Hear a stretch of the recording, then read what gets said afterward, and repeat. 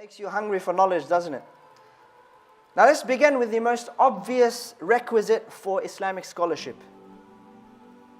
Islam. Regardless of how academically qualified a person is, how can somebody who is not a Muslim be a role model in leading you towards the obedience of Allah subhanahu wa ta'ala?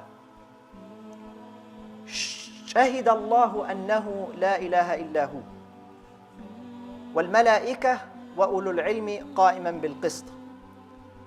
One of the people who testifies with conviction, almost as if he saw an action being done, he saw the existence of Allah subhanahu wa ta'ala, and he's testifying about it with that much conviction, is Allah subhanahu wa ta'ala himself, the angels, wa ulul ilm,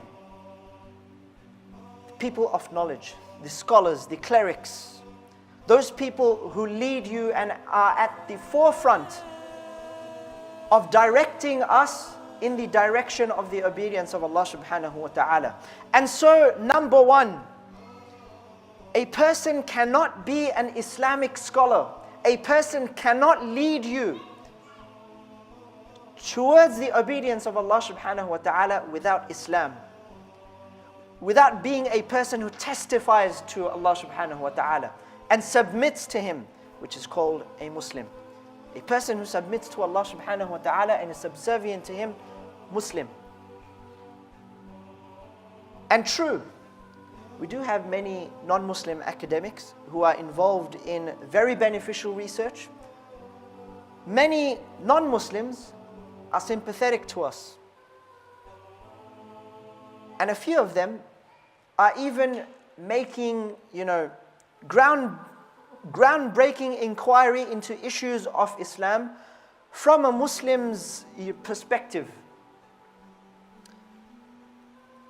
Now, the way we can put it is, if you want to picture an atheist leading a Christian congregation,